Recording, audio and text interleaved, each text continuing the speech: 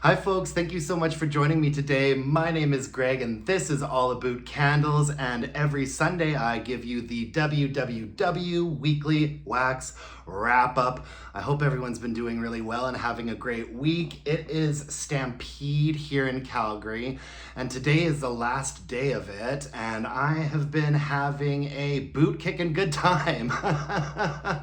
Oh, I've been to a couple of parties, and yesterday was Drag Me to Brunch at the Cowboys tent, which was so much fun.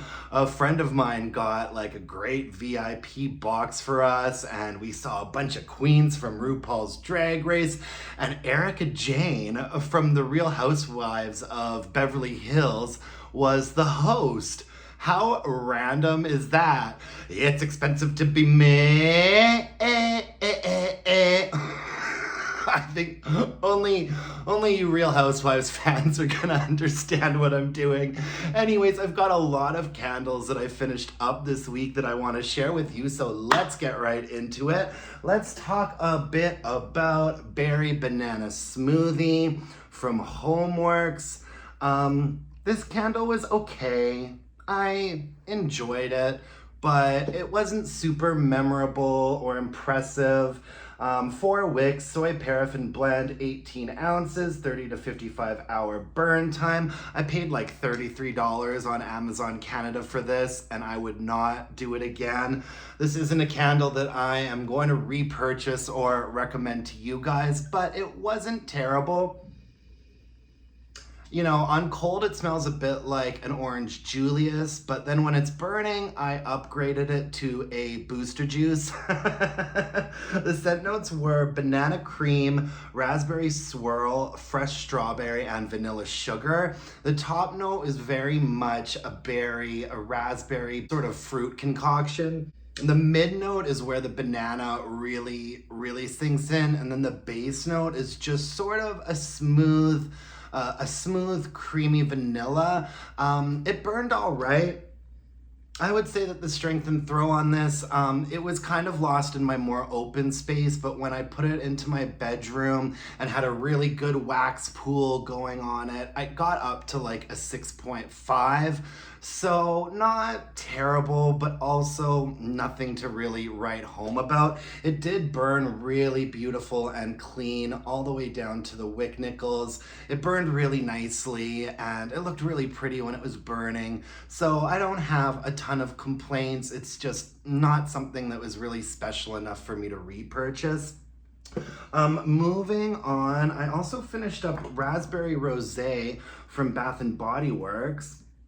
This was a big surprise of the summer for me. I actually ended up really enjoying this candle. The scent notes on this are chilled rosé, sweet raspberries, and pink sugar. I posted my full review of this week. In fact, I think I have reviews up now for most of these candles. I was getting the reviews up basically just as soon as I finished them. Raspberry Rosé, a lot of people were saying that this was a repackage of Raspberry Mimosa. It is not. I know that because I really didn't like Raspberry Mimosa, but I really did like this candle. I think that it's kind of a confusing name with confusing scent notes. Raspberry Mimosa was a very sparkly, sort of effervescent fragrance. And it was quite weak. This fragrance was quite a bit stronger, and it's like a really dark, juicy, lovely raspberry fragrance. You all know I don't usually like fruit fragrances from BBW, but this was an exception to that rule. It doesn't really have a rosé vibe to it, as in like a rosé wine. I don't get any sort of a fermented or alcoholic note from this.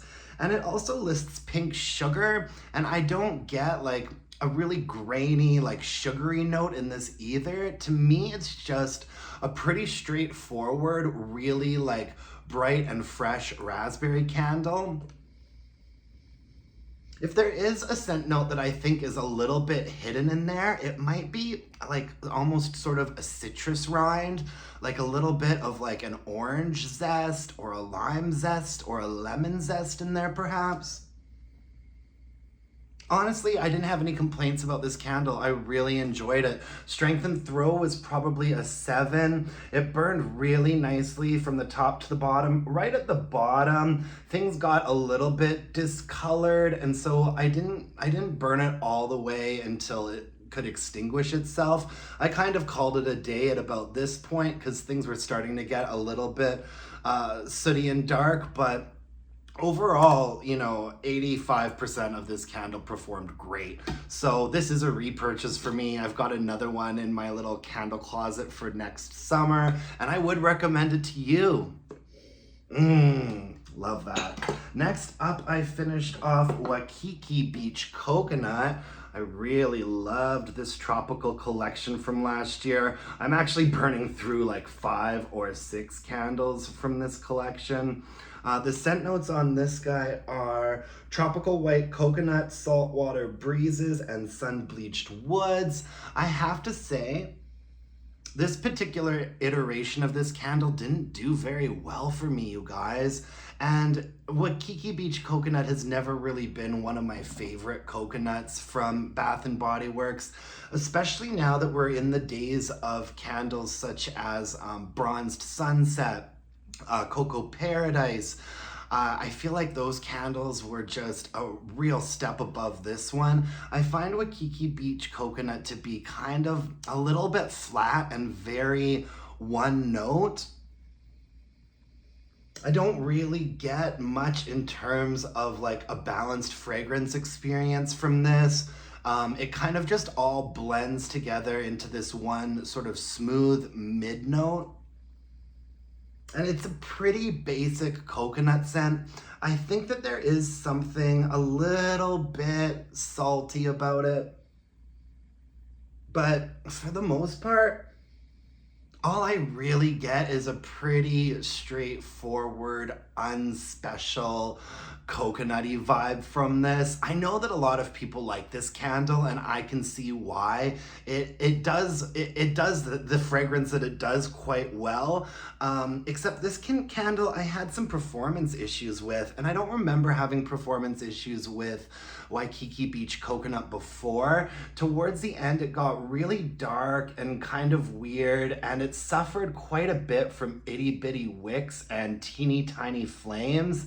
I'd say that the first half of the candle was probably performing at like a 7 for strength and throw, but then the whole like last half of the candle was just dud ounce city, and it was probably only about a 6 for strength and throw for the rest of its life.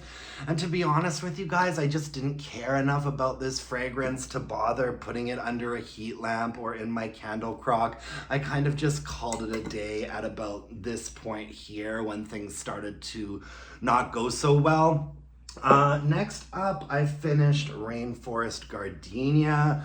Once again, this beautiful tropical collection from last year. Oh, I thought last year's tropical collection was so much better than this one. I have to order Rainforest Gardenia and Fresh Bamboo off of the American website every year because they don't get released here in Canada. The scent notes in this are white gardenia, sweet apple water, bamboo, and white woods. See, I like this because I do like gardenia and white florals, but the white gardenia candle from BBW is a bit too much for me. It's very top heavy and very one note, whereas this is a really nicely balanced candle. To me, it's kind of a mashup of fresh bamboo and white gardenia, and there is something a little bit fruity and juicy and appley or melony sort of hidden in melony melon-ish apple, juicy, and melon-ish kind of almost hidden in the base of this that I really like. Yeah, I get one of these every year, and I order them from the American website because I like it so much. Anything that shows up on the American website as an online exclusive doesn't get released here in Canada. I'd say that the strength and the throw on this guy was like a 7.5, and that is in like my more bigger open concept area. This gets up to a 7.5. It has a real presence and it travels nicely. Put this in a bedroom or a bathroom and you're getting an 8 for strength and throw. I really love this one. I burn 1 or 2 of them every year. Oh, so nice. Next up we have Drenched Coconut from Goose Creek. It's one of the cleaner burning candles that I had from Goose Creek, but as you can see right over here, we did have a little bit of a wick sootiness, burning too close to the sides, burning too hot problem. Goose Creek candles I always keep to a 2-hour maximum burn, but sometimes you still just end up with problems like this with their candles, but this was one of the better ones. The scent notes are coconut, island rain, cedarwood, amber, and beach flowers. I really liked this fragrance, you guys, and this was a strong one too. I would say that this was like a 7.5 for strength and throw. I think some of the burns, I had this in my bedroom, and I think that some of the burns on this in the mid-range got up to an 8. This was a really nice, strong, balmy coconut fragrance, and at first, the name I thought was kind of weird, Drenched Coconut, but when I was burning it, I really got it. Island Rain is listed as a scent note there, and there is something, I don't want to say ozone-y, because it's more of like a thick humidity to this candle. And on the base, there is a really nice amber note, like a nice dark deep amber note on the bottom. The top note is like this really, really smooth, warm coconut, and then in the mid of this candle you get something a little bit lush and aquatic and humid, and then the base is this really beautiful amber, woodsy, creamy note. And this was a really strong candle and it performed quite nicely. The wicks did get out of control a couple of times and I spotted it sooting. I would just blow it out, trim them to tiny little nubs and burn it again. And it did pretty well. I didn't have to put it outside or under a candle lamp. So as far as Goose Creek is concerned, I consider this one a success. Next up, I have an ocean water. I get gifted a lot of candles, you guys. As I'm sure you can imagine, you know, I'm just that person. If anyone needs to think of a gift to give me, I get candles and I'm always very appreciative of that. And this, I believe that Sand and Sea, Ocean Waves. This is the line of candles that I think they sell at Costco. I've seen them there before. It looked really beautiful when it was burning. It cast a really nice, pretty glow. I love the ambience that it provided, and I love a thoughtful gift as well. So I really enjoyed this.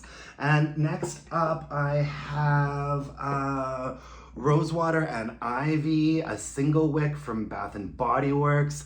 I've been kind of getting more into the single wicks from Bath & Body Works lately. I find that a lot of them actually do quite well in a small space in a hurricane. So these go in my bathroom and sometimes my bedroom. Y'all know how much I loved those gray and black single wicks. Oh, I stocked up on those. And this one actually did really nicely in a hurricane in my bathroom. Smaller space. This was like a 6 or a 6.5 probably. The scent notes on this are soft rose petals, rain-kissed English ivy, lemon blossom, and soft spring musk. I mean, rosewater and ivy has been around forever. And I really do like it once in a while. I mean, it's been around for so long that it's nothing that I get super excited about or buy on a regular basis. But during semi-annual sales, when those single wicks get down to $4 and change, I like to snatch them up. I also finished up a Cactus Blossom from Bath & Body Works. And we still have a lot of these mason jar single wicks kicking around up here in Canada. They're not putting out new ones with new fragrances, but they're also not clearing them off and acting like they're eager to get rid of them like they did in the States. We still have a pretty equal balance on all of our shelves that I've seen of the mason jar single wicks and the signature signal wicks. These are 1 ounce larger. The thing that I don't like about these are the lids. They're really hard to stack, these single wicks. And you know, I need to be stacking my candles up. The scent notes on this, they don't list the scent notes on the bottom of the mason jar single wicks. Let me consult my iPad. Cactus flower petals, fresh sparkling citrus, warm vanilla coconut.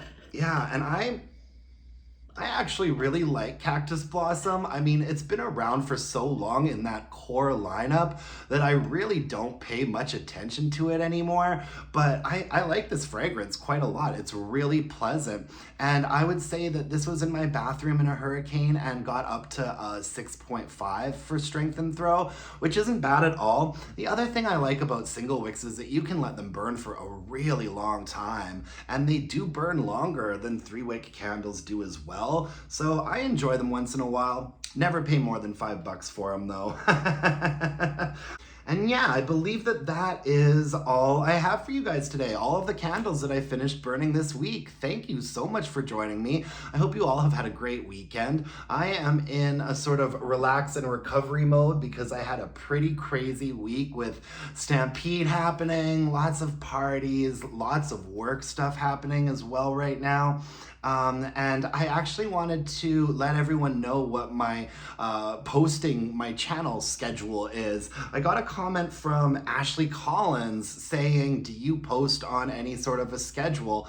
And it kind of dawned on me that I've never really shared that with you guys or discussed it. I started this channel on April 1st, and my goal was to just release a video every day until I started getting some momentum. And I told myself I was gonna release a video every day for at least the first month.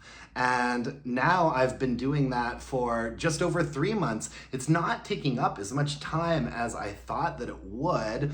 And so the channel schedule is every Monday, Tuesday, Wednesday, Thursday, Friday. I post a candle review at 3 p.m. Mountain Time. On Saturdays, I post a candle haul at 11 a.m. Mountain Time. And on Sundays, I do this, the weekly wax wrap up at 11 a.m. on Mountain Time. And I plan on keeping that schedule into the foreseeable future.